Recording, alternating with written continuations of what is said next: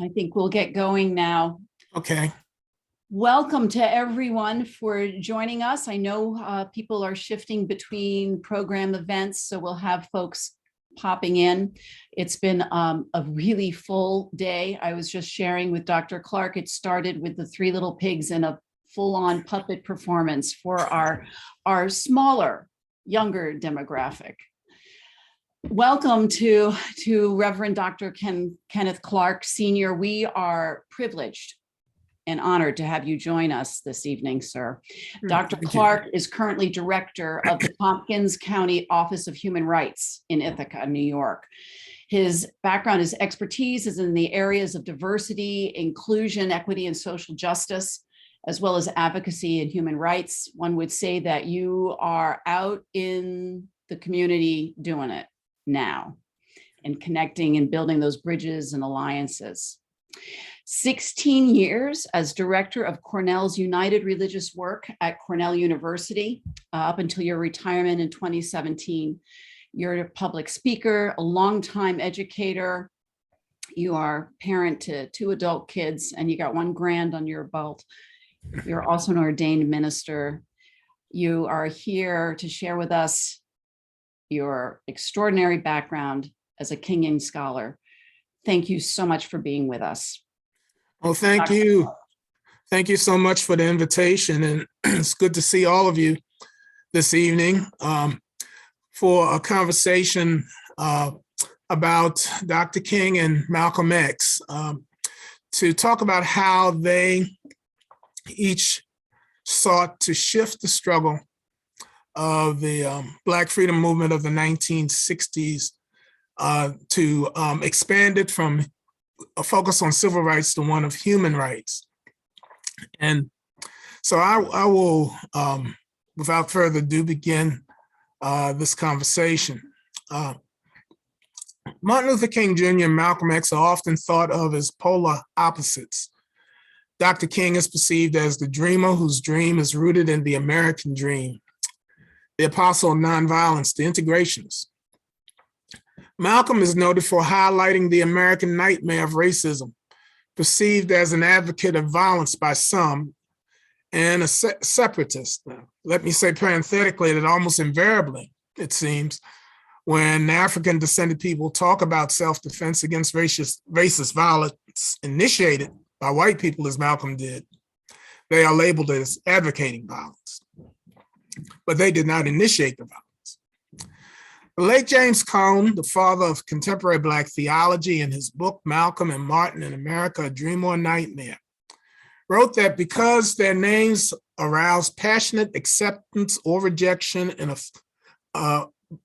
and few people, Black or white, have unbiased opinions about them, there's a need to beware of misleading notions about them that are promoted by both their admirers and detractors. Misleading notions about these 2 men are inclusive of incomplete understandings of what they stood for and a failure to recognize how each of them evolved beyond popularly held public perceptions.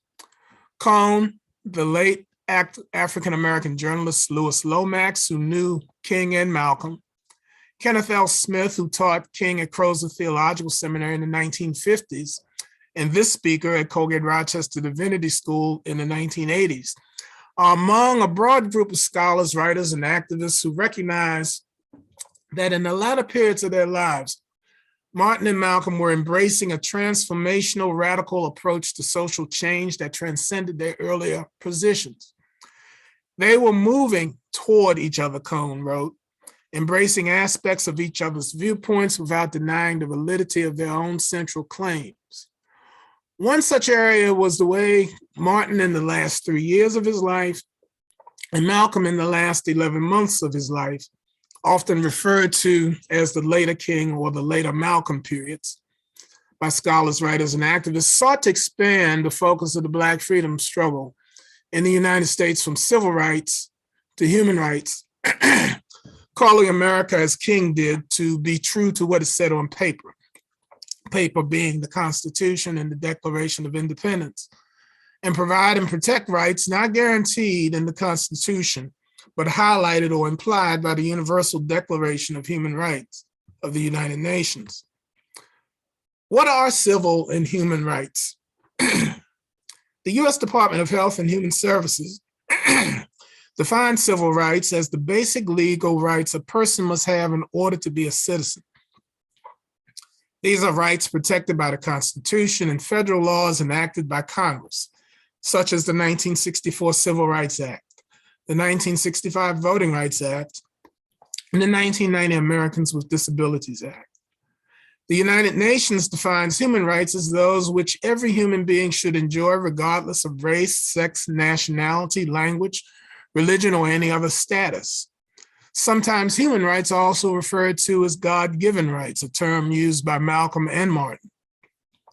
The United Nations General Assembly in 1948 adopted the Universal Declaration of Human Rights, which includes 30 articles, 30 sections, each of which addresses a single subject, such as Article 1, all human beings are born free and equal in dignity and rights. This declaration and the United Nations Charter are the basis for international human rights law. First, since this is the King holiday weekend, let's look at King, civil rights, and human rights. Then we will explore Malcolm, civil rights, and human rights as we prepare to acknowledge the 57th anniversary of Malcolm's assassination next month on February 21st. Legal scholar Henry J. Richardson III argues that King did not perceive civil and human rights as separate. He understood civil and human rights as part of a unified emphasis, addressing the concerns of oppressed people, particularly Black and Brown people in America and across the globe. This unity, Richardson said, was embodied by W.E.B. DuBois, Marcus Garvey, and Paul Robeson in the first half of the 20th century. I would add Frederick Douglass to this list as well.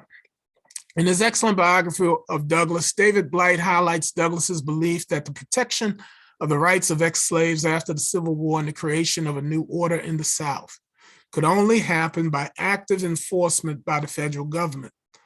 Douglass said this new doctrine of human rights, that's what he used in the 1870s, was necessary to, or rather the 1860s, was necessary to overcome states' rights, the notion that individual states had a right to control its affairs without the federal government holding the states accountable.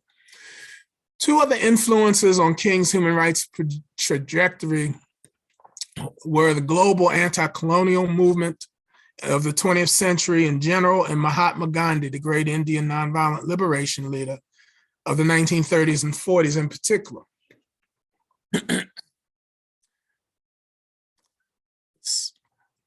From the beginning of his public ministry in Birmingham or Montgomery, Alabama in 1955, to the last speech of his life in Memphis on April 3rd, 1968, to support striking sanitation workers, Dr. King, according to Thomas Jackson, often referred to the American civil rights movement as simply one expression of an international human rights revolution that demanded economic rights to work, income, housing, and security. In his book, From Civil Rights to Human Rights, Martin Luther King Jr. and the Struggle for Economic Justice, Jackson reminds us that King's expansive vision of freedom for many Americans has become the soundbite version of the I Have a Dream speech at the March on Washington on August 28, 1963. The soundbite version has been, Jackson said, compressed into simple messages of nonviolence and American democracy, celebrated as an accomplished fact rather than thwarted as a deferred dream. Jackson points out that King began the dream speech describing the social and economic nightmare Black people woke up to daily in America, in keeping with the often forgotten focus of the march, jobs and freedom. Economic justice was always a significant concern for King, dating back to his undergraduate days at Morehouse College. His sociology professor, Walter Chivers, taught him that racism was not simply operative at a personal level, but as James Cone wrote, was structural and linked to the political economy of capitalism. At Crozer Theological Seminary, Martin was introduced to the theology of Walter Rauschenbusch, the most preeminent proponent of the social gospel, an activist, scholar, and public intellectual, Reinhold Niebuhr. providing him biblical, theological, and ethical grounding for his emerging social justice vision and activism. Civil rights and economic justice were never separate entities for King. As early as 1958, as Jackson notes, he called for a global war on poverty. His analysis of socio-political economic reality as it affected African Americans and other vulnerable populations only deepened with time and became increasingly radicalized. At Boston University, where King earned a PhD in systematic theology, he was introduced to personalism, a school of theological thought that asserted a clue to divinity could be found in human personality, and that all beings possess dignity and worth. Personalism provided a framework for the self-worth and somebodiness Dr. King learned from his mother and grandmother and was exemplified by his father and grandfather, activist pastors at Ebenezer Baptist Church in his hometown of Atlanta. It also fueled his passion to transform a racist and classist society that dehumanized Black people, poor whites, persons of color, and other vulnerable people. We see how many of the themes King would prioritize in the last 3 years of his life were emerging in the formative years and early period, in his formative years in the early period of his public ministry, 1955 to 1965. One of the major events which accelerated his radicalism and embrace of human rights was the Watts riot in South Central Los Angeles on August 11th, 1965. 6 days after the signing of the Voting Rights Act, the deadliest rebellion in American history to that date occurred. 34 people died during the several days of this uprising. 4,000 were arrested. Millions of dollars of property were damaged. Black people in LA had long been able to vote, unlike in the South, but felt they had little for which to vote. Having the franchise, the vote that is, did not change the social reality of those subjected to police brutality, socioeconomic disparity, ghettoization, and other factors. When King arrived in Los Angeles to try to quell the uprising, he was surprised to hear young people in the aftermath of death and destruction say, "We won." Dr. King asked them why they said they won. They said, "Because we made them pay attention to us." This experience led King to say 2 years later in a speech at Stanford University, 6 hours north of Los Angeles, that uprisings, King called them riots, are the language of the unheard. And this is a quote from that speech that King gave at Stanford, a speech called The Three Evils of Society. And what is it that America has failed to hear? It has failed to hear that the plight of the Negro poor has worsened over the last 12 or 15 years. It has failed to hear that the promises of freedom and justice have not been met. And has failed to hear that large segments of white society are more concerned about tranquility and the status quo than about justice and humanity. Watts, it can be said, represents the transition from the early King of December 1955 to August 1965 to the later King of August 1965 to April 1968.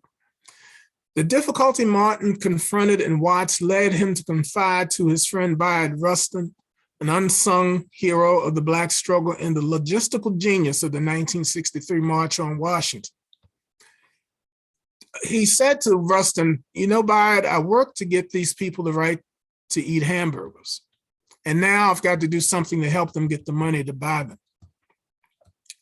In 1966, Dr. King recalled with his Southern Christian Leadership Conference colleagues what he saw in Scandinavian nations when he received the Nobel Peace Prize in 1964.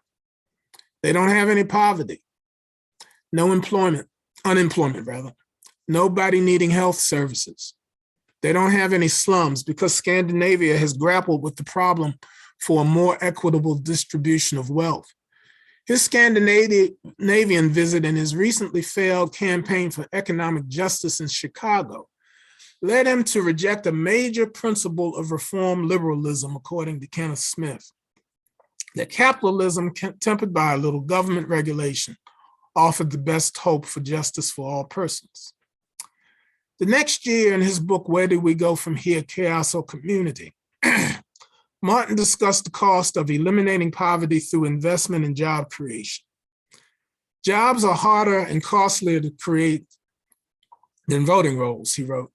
The eradication of slums is complex far beyond integrating lunches and bus counters. Citing a federal report, he said it would cost $1 trillion to eradicate poverty in the United States in 1967 dollars.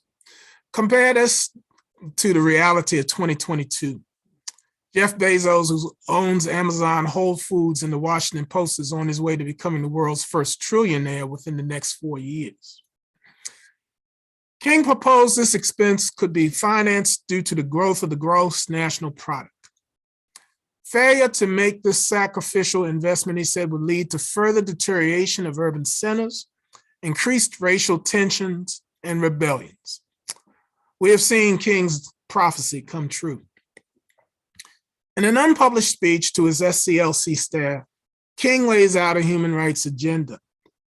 There must be, he said, a redistribution of wealth and power, full employment, legislation, a guaranteed annual wage, mass expenditures to renew central cities, national health insurance, a more equitable tax system, and more effective affirmative action programs.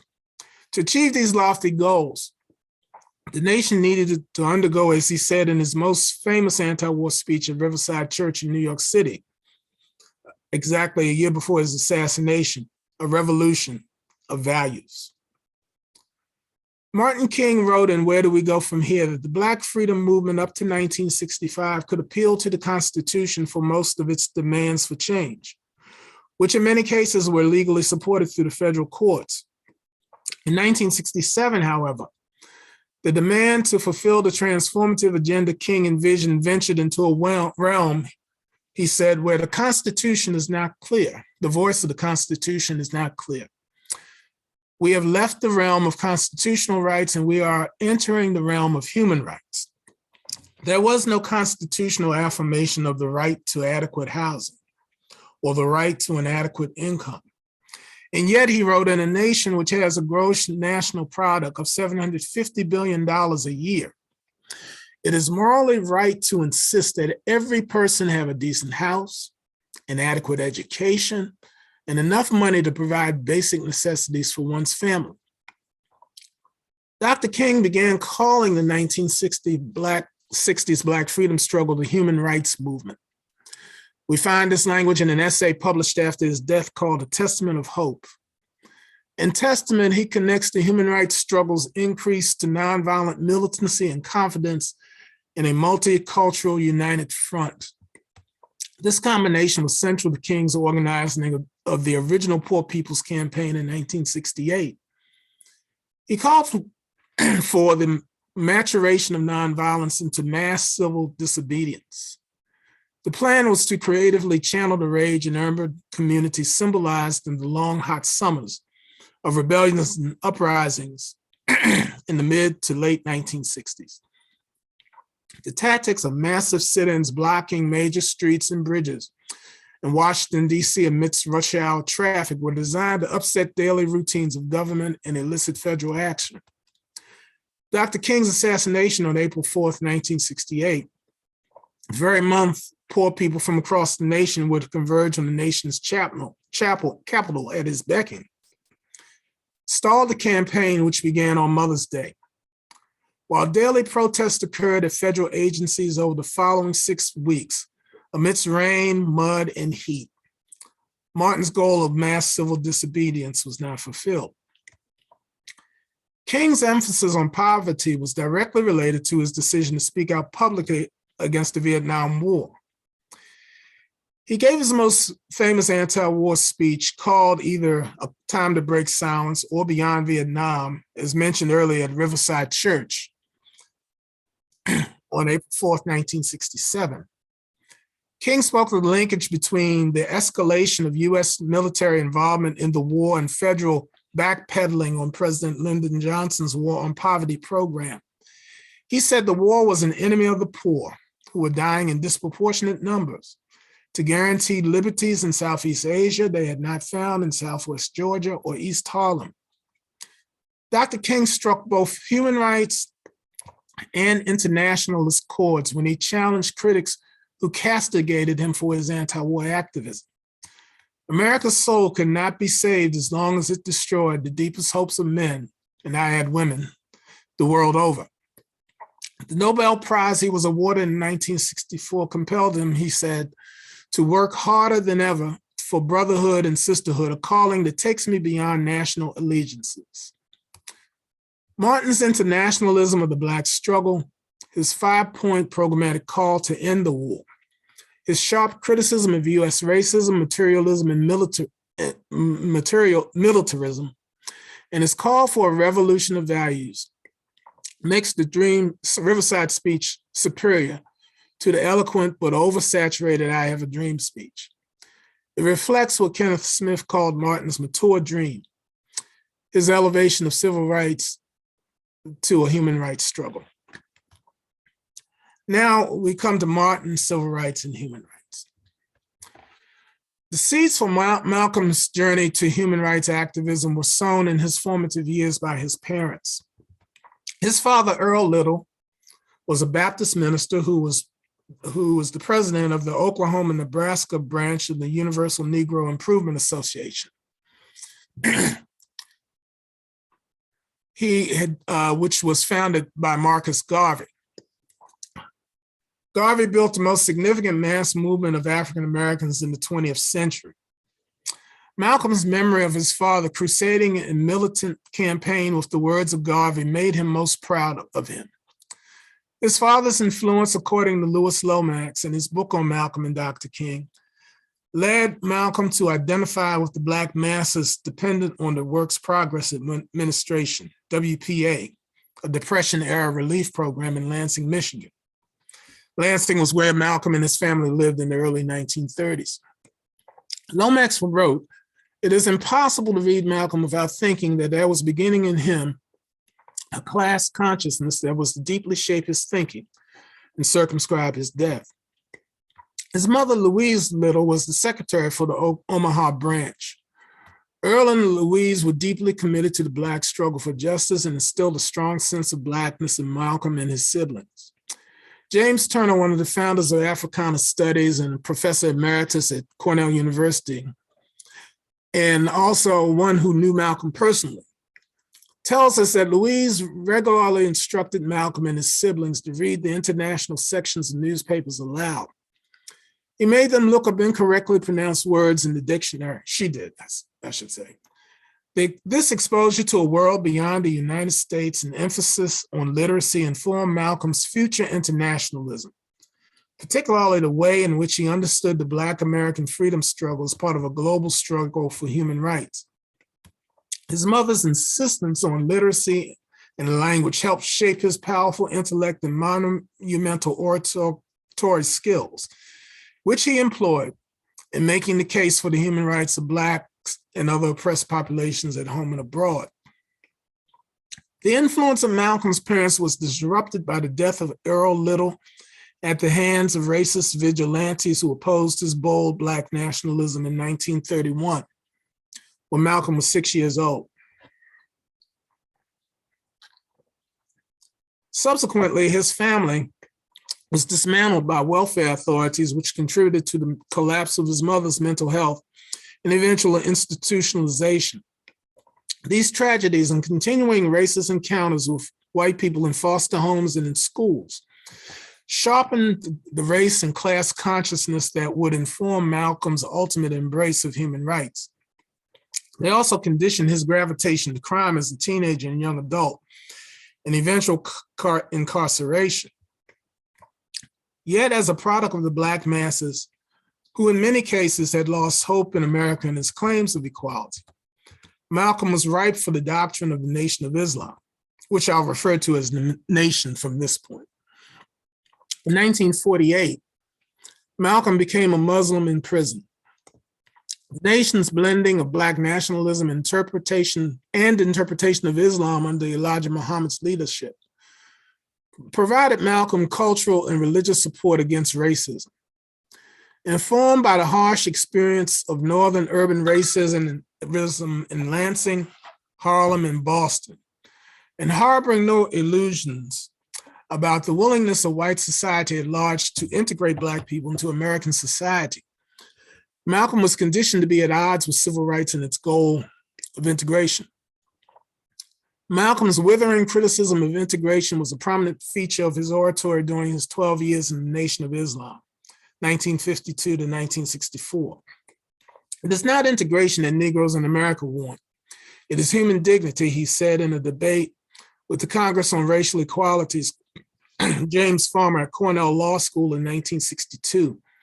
In a program sponsored by Cornell United Religious Work, the office I led from 2001 to 2017, Dialogue magazine published by my former office in the Ithaca Committee Against Segregation. Perceptively, he said in the debate, the primary beneficiaries of integration would be the Black middle class, not the Black masses. Instead of integration, Malcolm embraced the nation's doctrine of racial separation.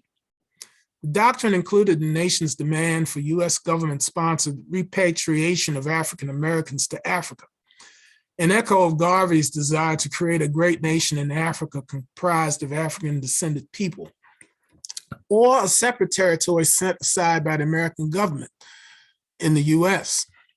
Malcolm was also critical of nonviolent direct action as a strategy for social change. He disregarded it as a method of resistance against evil. Yet during and after his time in the Nation of Islam, Malcolm actually utilized his own form of nonviolent human rights advocacy. In 1957, after a member of his number 7 mosque, Johnson X. Hinton, was seriously injured in a beating by New York City police, Malcolm demanded that the police arrange his transport from the precinct station house to Harlem Hospital. After being shuttled between the hospital and station house over a period of hours, nearly 4,000 people gathered in protest in front of the police station. This incident was captured brilliantly in Spike Lee's 1992 film, Malcolm X. What was not captured in the movie was Malcolm's conversation with police at a private meeting the following day. In Manning Marable's biography, Malcolm X, A Life of Reinvention, and I quote Marable, Malcolm made the nation's position clear, quoting Malcolm, "We do not look for trouble. We do not carry knives and guns, but we are also taught that when one finds something that is worthwhile getting into trouble about, he should be ready to die then and there for that particular thing." Malcolm's comments are consistent with what he said in numerous public speeches in which he spoke of Nation of Islam members as being law-abiding and peaceful, but urged them if victimized by racist violence to protect themselves. The audacity Malcolm exhibited in advocating Black self-defense against white supremacist violence led to media and popular distortions of the minister as an advocate of violence. Hinton and the Muslims successfully sued the New York Police Department and received $70,000, the largest payout for police brutality in New York City history at that time. Yet, as Marable said, this incident set in motion the factors that would lead to Malcolm's departure from the Nation of Islam in March 1964 to pursue an expansive human rights agenda. Malcolm's intervention and challenge to the NYPD was in fact an aberration of the nation's policy of non-engagement in social and political action. Malcolm, on the other hand, connected with the impatience and youthful agitation of the masses, wanting to lead them, as Robert Franklin wrote, in defiant public action. Marable wrote, Elijah Muhammad could maintain his personal authority only by forcing his followers away from the outside world. Malcolm knew that the nation's future growth depended on its being immersed in the Black community's struggle for daily existence. A month after leaving the Nation of Islam, Malcolm participated in a Hajj, or pilgrimage, to Mecca in Saudi Arabia, the holy city of Islam. He fulfilled an aspiration of Muslim culture to make this trip at least once in one's lifetime if possible. As a result, he became a Sunni Muslim, the largest of the various traditions of Islam in the world. Subsequent visits to African nations in 1964 led to profound changes in Malcolm's political, economic, and cultural thought. James Stewart, Emeritus Professor of Industrial and Labor Relations at Penn State, reminds us that Malcolm refocused his energies on bringing the plight of African Americans to the world via the human rights rubric. Prior to his Hajj, Malcolm said in his Ballad or the Bullet speech at Corey Methodist Church in Cleveland, and I quote, "We need to expand the civil rights struggle to the level of human rights. In a civil rights struggle, you are confining yourself within the domestic affairs of this country. When you expand the civil rights struggle to the level of human rights, you can take it to then take the case of the Black man in this country before the United Nations. Human rights are your God-given rights. Expand the civil rights struggle to the level of human rights into the United Nations, where our African and Latin American brothers can throw their weight on our side." Malcolm's interpretation of the African American struggle as part of a world problem coincided with his plan to take the United States before the UN for denial of human rights. Martin referenced Angola and South Africa human rights cases brought before the UN and said there was no way the US could escape censure. In this expansion of the Black freedom movements, Martin cited the United Nations Charter and the UN Universal Declaration of Human Rights in his Organization of Afro-American Unity's outline of petition to the United Nations, charging genocide against 22 million Black Americans. These were the universal standards by which a just society would be measured, according to Franklin. Malcolm's networking with leaders of African nations, many of them newly independent, in his two 1964 trips to the continent, reflected the internationalization of the struggle for human rights. His vision, according to Peter Goldman in The Death and Life of Malcolm X, was to so involve the Africans that if the white man stepped on a Black foot in Harlem, they would say, "Ouch, that's our foot." Malcolm's UN project did not happen for several reasons, as highlighted by William Sales in his book From Civil Rights to Black Liberation, Malcolm and the Organization of Afro-American Unity. Sales highlights that ideological and religious difficulties in forging international alliances were a challenge.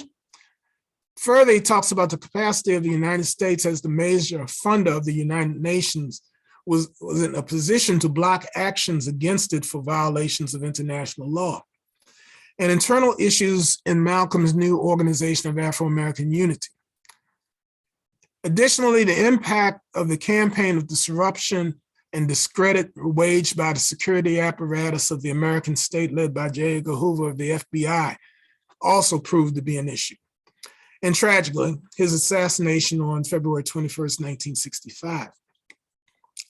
Yet the symbolism of his effort effectively connected African America to Africa. In doing this, Malcolm began transforming the conscience of a whole new Black generation. Malcolm's Pan-Africanism connected to an expansive internationalism, a broad identification with the so-called Third World from Cuba to Vietnam against the colonialist and capitalist West, according to Peter Goldman, author of The Death and Life of Malcolm X. He began addressing US racism in global dimensions. Malcolm said right now in 1965 in Asia, you have the American army dropping bombs on dark-skinned people. It's racism practiced by America.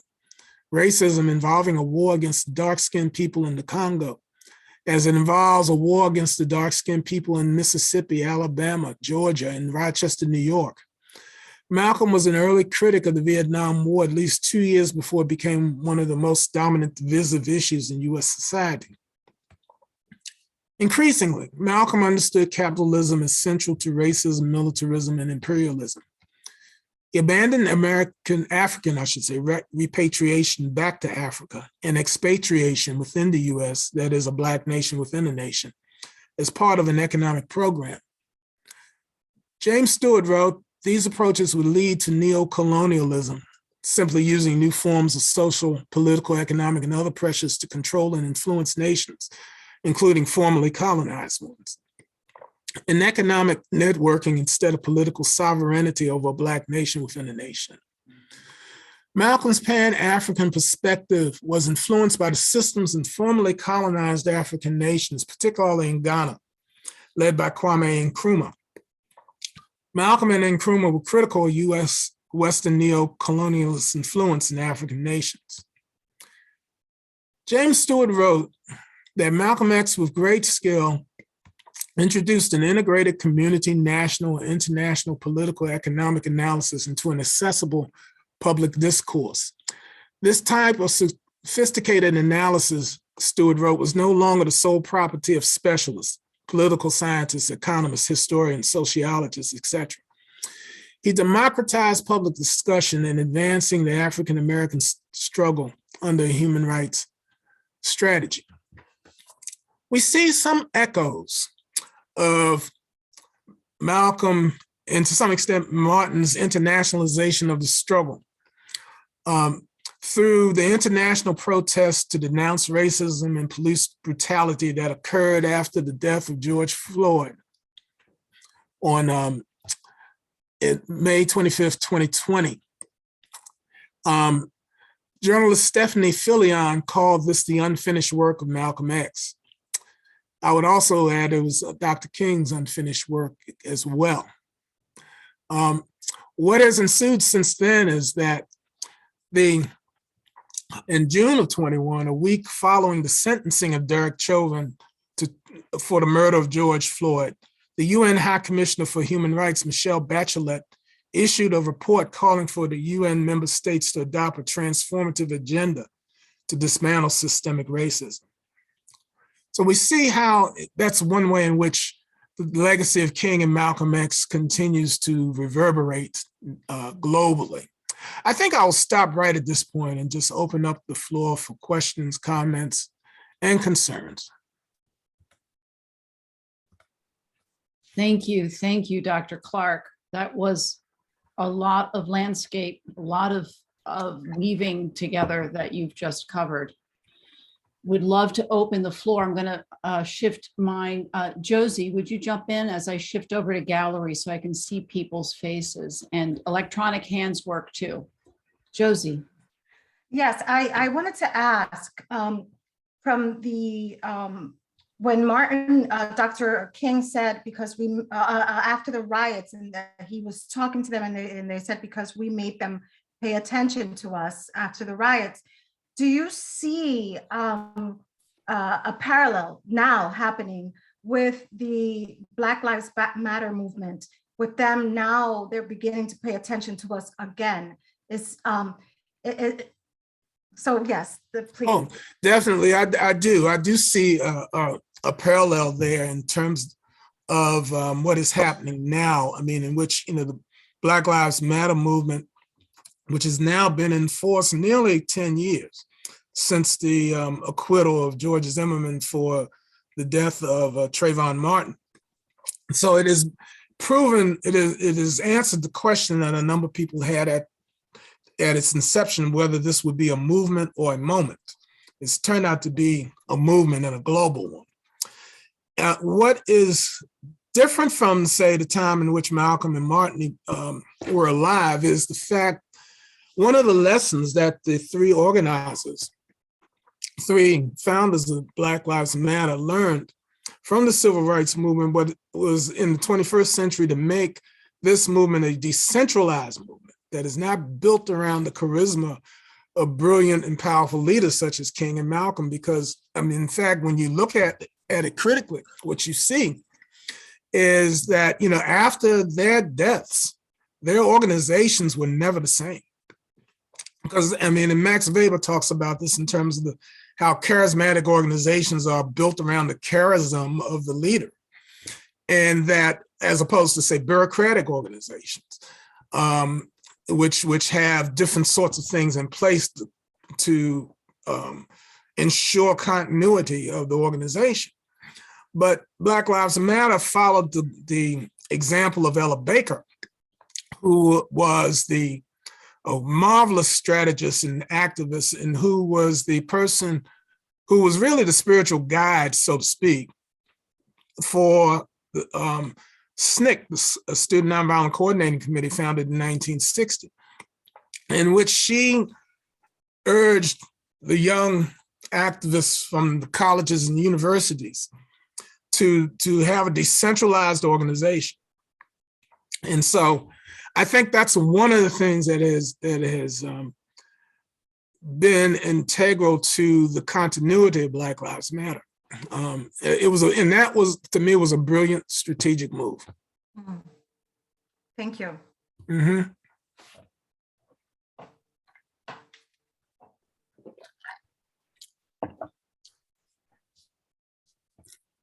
Other questions? Okay, questions or thoughts? Sharing how something. Oh, Reverend Bell is applauding. I'm not sure. Do you have a question, Reverend Bell, or a comment? You're muted. Thank you, Dr. Clarke. You're welcome. What a powerful conversation. My question, and some of the knowledge I do know about Dr. Malcolm X going into Rochester quite frequently before the big riots, and the link between him going into Rochester, the problems that we were having with the police, the prison systems. Can you talk a little bit about modern day policing and how King and this Malcolm situation addresses that? Well, I'll start with the historical. Somewhere between 1960 to 1963, although I think the most recent information I've seen is 63, Malcolm made his initial visit to Rochester. And because of the difficulties that members of the Nation of Islam mosque there on Joseph Avenue, excuse me, right across the street from the church that my family attends, was raided by Rochester police, and members of the Nation of Islam in that mosque were harassed and subjected to all sorts of indignities. And so he made his initial travel there, and it was at a time when you had sort of an emergent, excuse me, new leadership, excuse me, in among African Americans in Rochester, more militant leadership that was beginning to make demands in that city, particularly for the major industries there, such as Xerox and Kodak, who hardly had any Black people there at that time, unless they were in custodial positions. And Malcolm began to develop connection with activists such as Connie Mitchell, who became the first Black woman elected to the Monroe County Legislature. Dr. Walter Cooper was a Kodak chemist, and Reverend Franklin Florence, who along with the late Reverend Raymond Graves, helped to open up Xerox and Kodak to Blacks and other people of color. And he made several visits there right up to the week before his death, when he spoke at my alma mater, Colgate Rochester Crozer Divinity School, and at Cornell Methodist Church. And so he was there to address these issues of police brutality. In fact, the year before the 1964 riots in Rochester, which exploded, of course, over police brutality. So, I mean, and this was an issue that Malcolm addressed in a number of places, certainly in New York City with the issue of Johnson Hinton that I mentioned. In 1962 in Los Angeles, there was the murder of a Nation of Islam member, Ronald Stokes, killed in cold blood for no good reason by the Los Angeles Police Department. And so this was an issue that was certainly on his agenda front and center. And he spoke out against it and worked against it. And I think that in many ways, certainly that is instructive for the ongoing struggle with this. And one of the reasons Black Lives Matter came into being was to address the issue, the perennial issue of police brutality, to educate the public on this issue, to highlight the ways in which the interactions between law enforcement and people of color ultimately rooted in slavery, from the era of slave patrols and what were called paddy rollers, who are those bounty hunters who looked for escaped slaves traveling into the North, traveling as far into the North as, upstate New York, to try to recapture escaped slaves. And this notion of just having carte blanche sort of dealings with Black people to treat them anyway, other than treating them as human beings. And that is rooted in slavery, and that continues to this day. And so, I think, Malcolm's experience in addressing these issues very much parallel our current day struggles with this reality. Thank you. Thank you for that. There's a question, two questions in the chat. Nancy's asking, can you theorize as to what MLK, what Dr. King or Malcolm's reaction would be to the state of race relations today? They would, I think they would be appalled and yet not surprised, I think. Racism has been resilient, and it morphs into different shapes and forms. It has been the most stubborn thing to get rid of and to address in this society. They understood that, and they understood how difficult it would be to root it out, to eradicate it. But there has to come. I mean, they would be angered by it. They would certainly be mobilized and act and seeking to build broad coalitions to address it. But I don't think they would be satisfied. I mean, I would not be surprised at what has happened. I mean, if you look at the way in which, after the triumphs of the Voting Rights Act and the Civil Rights Act in 1964-65, you had what was called the White Backlash, in which there was this sentiment within sectors of the society that, okay, we've given you these things, although they didn't give anything to Black people. Black people had to demand and insist on what they got. But but this is enough, and we're kind of tired. It's just and we're kind of fatigued, and we don't want to deal with these issues. And so, as a result of that, you see this wave of conservatism, which is reflected in the 1966 midterm elections, in which you see this exit from the Democratic Party of the politicians formerly known as Dixiecrats. They become Republicans. Strom Thurmond moves from the Democratic Party to the Republican Party, as did a number of folks who upheld the status quo segregation. Instead of using verbal and overt racial epithets, racism went underground, became more subtle. We used, you look at the 1968 campaign of Richard Nixon, in which Roger Ailes, who was one of the architects of that campaign, basically used the dog whistles of law and order to signal subtly to their audiences that, this is what we're going to do in order to keep Negroes in line, and other folks who are vying for their freedom. And so, I mean, that speaks to a resiliency. I mean, and even now, I mean, you look at what's happening now in our society, where you have folks who simply, because they don't agree with you, they want to act as if what happened didn't happen, or what happened did not happen. They simply will not accept the fact, for example, and because of the big lie that Joe Biden defeated Donald Trump in 2020. And because folks don't agree with the outcome, because they have bought into the lie that the election was rigged, when they don't recognize that the real rigging that took place is by the folks who told them that lie.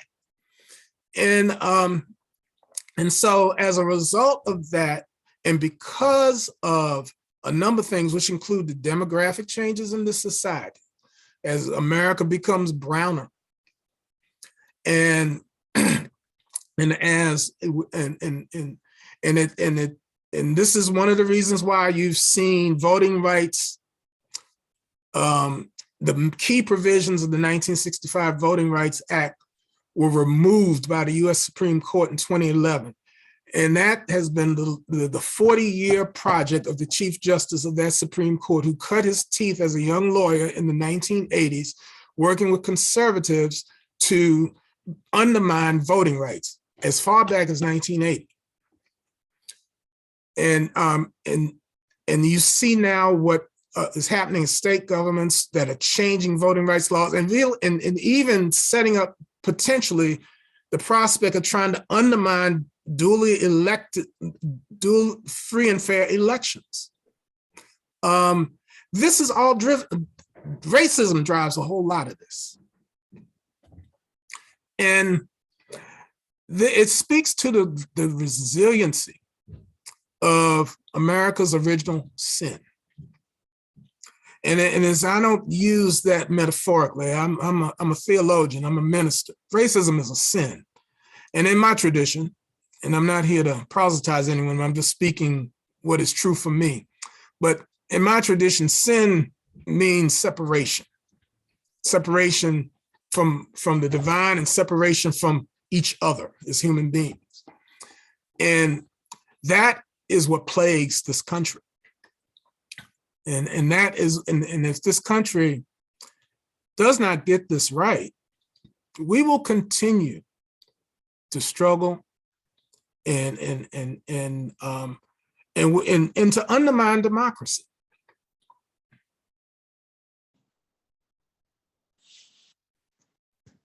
I would just add that this voter suppression activity is also an attempt to stop women from voting, because they see them aligning with the more oppressed peoples in this country because of their own oppression as well. And there's even a movement which has some momentum. You can buy memorabilia online to repeal the 19th Amendment. So, wow. I mean, it's pretty horrifying. Yeah. You know, it's a multifaceted issue. And it is indeed driven by many factors and by a great deal of insecurity. You know, I'm reminded of something Malcolm X said when he spoke to young activists from Macomb, Mississippi, who had been working on voting rights issues at the end of 1964. It was also, and Fannie Lou Hamer had made this trip to New York with these activists and met with Malcolm X and others. And Malcolm said something when he met with these young adults on Christmas Eve, 1965. Not Christmas Eve, New Year's Eve, 1965, which has always stuck with me. And he talked about the importance of being able to see for yourself, listen for yourself, and think for yourself.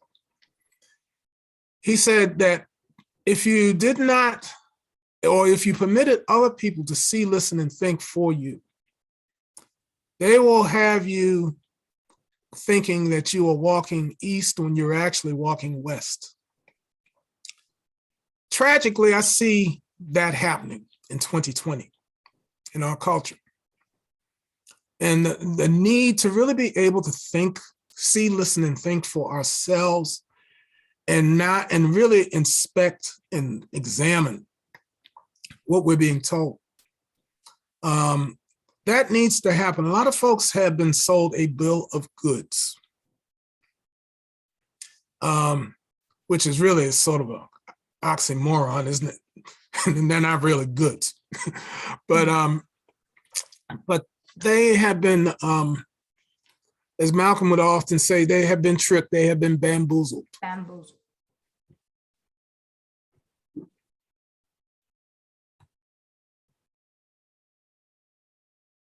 Yes. So this, just what you said, a couple of things, two things actually.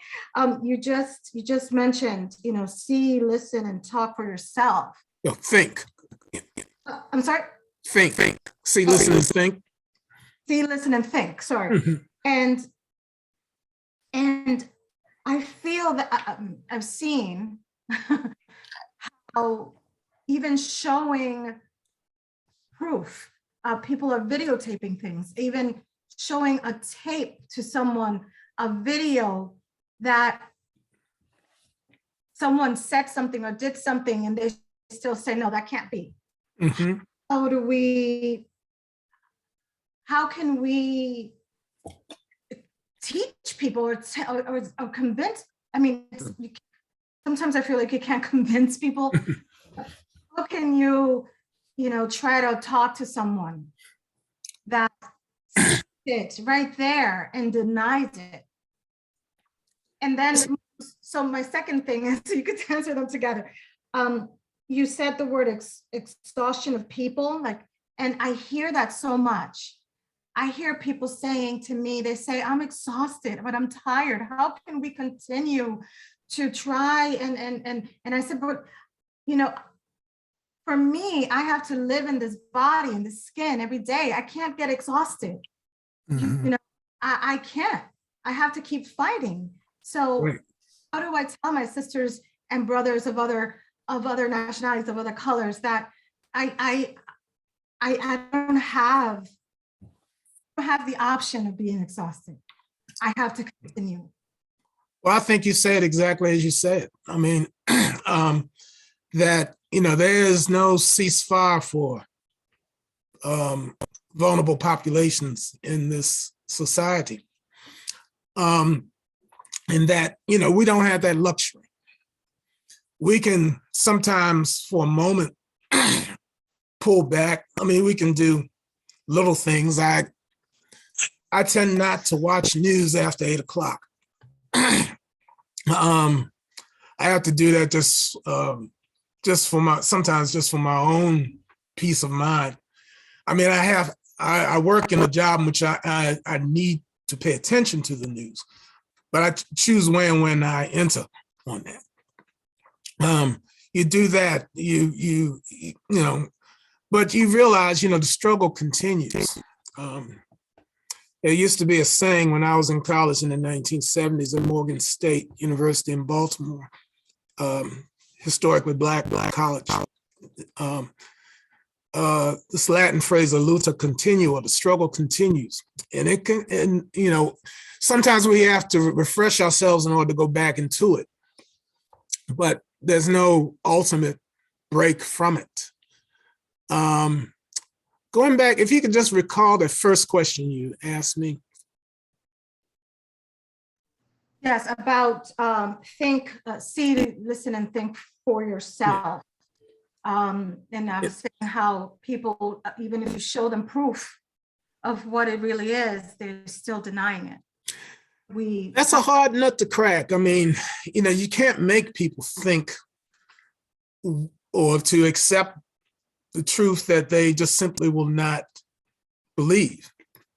You can't force fit it. I mean, after a point, I think, frankly, you have to walk away. What that means for us as a society concerns me, that people cannot even have that conversation. People have created their own alternate realities. And for some of them, unfortunately, reality will have to have its way with them. I mean, it's just something. I mean, there's some folks you just are not going to talk out of what they believe. Then there are some people who are going to believe until their dying day that the 2020 election was stolen. You're not going to move them.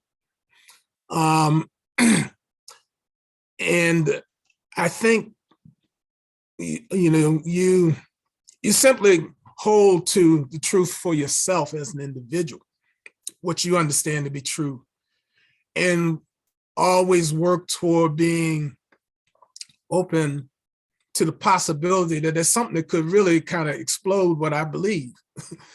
And if that is true, I mean, it's just like what scientists do. I mean, every scientific theory is as good until the next discovery, which builds on or illuminates or completely shatters the myth of whatever the previous theory was.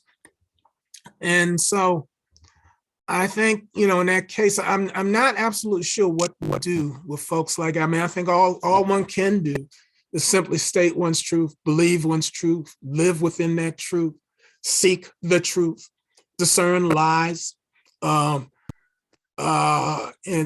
falsehoods, be open to what is real, and move forward. I mean, a lot of this is, ideology can have a powerful impact on people.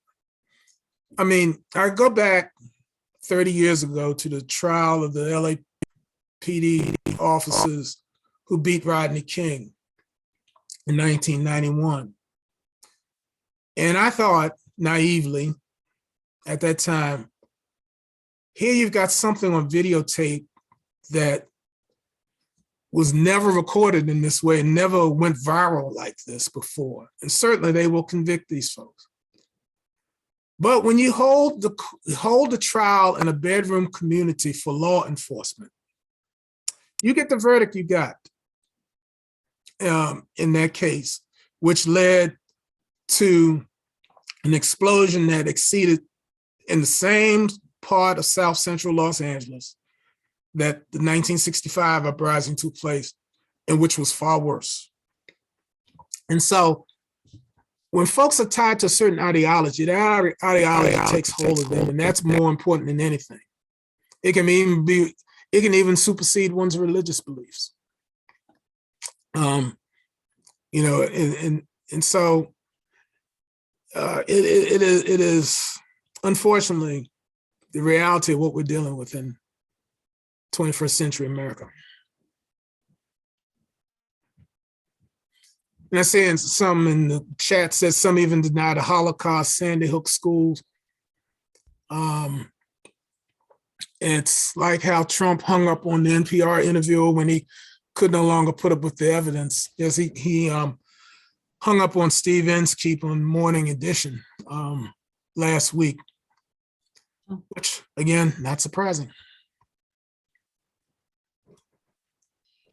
We are in unusual times, as much as we're seeing same old. There is a lot of confluence that we can see now. It's challenging. Josie, you're talking about the exhaustion piece, and it also is this exceptional opportunity for new and unusual bridging and access to each other. Look at us right now. This is an exceptional thing. I want to honor time. We are past our time that was slated for Dr. Clarke. There is a very interesting question that kind of bridges and ends on a different activated note for us that is coming from Kate, who was our intern last year, and I am really excited to see her. And Kate is, I believe, still located out your direction, is at school at SUNY. I just went on my mind. SUNY Binghamton. Oh, okay, about an hour away from us. Yeah. Kate asks, how do we emulate the way Dr. King accepted and walked hand in hand with people who had different differences of opinions, different in their approaches to civil rights. Mhm. She's pointing out his relationship with Stokely Carmichael Mhm. in our current movement and political climate. Thank you for that question, Kate. I think we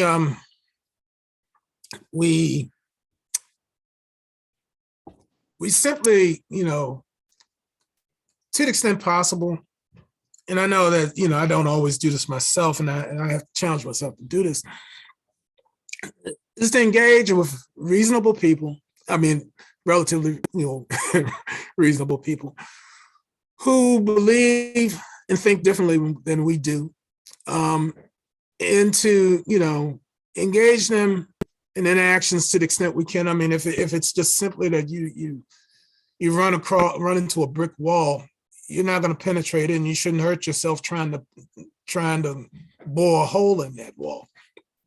But for those who can, to the extent that we can build relationships with people, if they are reasonable, and if they, even though they may not believe what we believe, that I think it's important. I think it's important for the health of the nation. There's an example of this.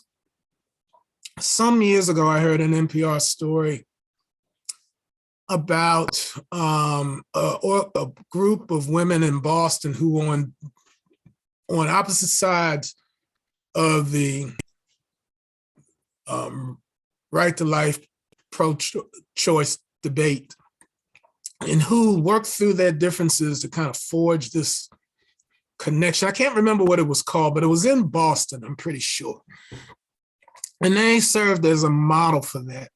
I mean, I heard that story, this was before, our current reality, probably over a decade ago, which provides an example of how people who are ideological opposites found some common ground, and were able to find a place where they might be able to connect. And so I think, as we interact with people in our workspaces, in our neighborhoods, in our communities, in our organizations, the extent to which we can forge that when the opportunity presents itself, that's what we should do. I mean, because the path in which we're going right now, I'm not sure what as a nation will pull us out of that. It's almost like a type of civil war, or the precursor to it. And the fact of and part of this is related to the fact that the original Civil War is still being fought. The Hot War ended in 1865. Those who promote so-called Southern heritage and the Confederacy in a certain way have won that narrative war, although that, through the dismantling of statues and the renaming of buildings and streets, there's some reckoning with that reality. But, but I think that, we do what we can do with whom we can, interact and engage.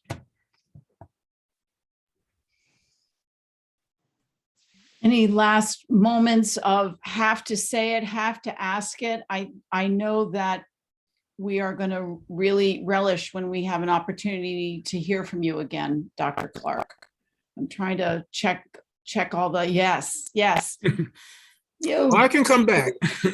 I'm popping into the chat page. I put both two of the books that you mentioned. I put the titles and the authors linked to Northshire. Also, I'm adding Braver Angels, an extraordinary national organization that's doing a lot for people to come together and hear each other. Mm. for each other. So putting that in there, and then also wanting to, from MLK Saratoga, to thank everyone for joining us tonight, and Dr. Clarke for holding space with us to go deeper into these Oh, you're more than welcome. harder questions. Thank you so very much. You're welcome. You're welcome. Thank you all. You've been a great audience, great questions, and really enjoyed this time together. Thank you so much. And I'd be happy to come back. Yeah. Meanwhile, I got to do the pitch. Everybody check out the website, mlksaratoga.org/celebration. We've got 2 more days to go, including our beautiful interfaith community celebration happening on Monday. Thank you to all the hard work and inspiration of Reverend Michael Bell. And yes, we are pivoting with the snow. We're going to figure it out. So wherever we go, check the website. We're going to make it happen. All right. Thank you all. Thank Be you well. all. Have a good night. Marinate on this. There's so much here. Much love. Thank Good night, you. everyone. Good night. Thank you, Dr. Clarke. Thank You're you so welcome. much. Thank you all. Take care.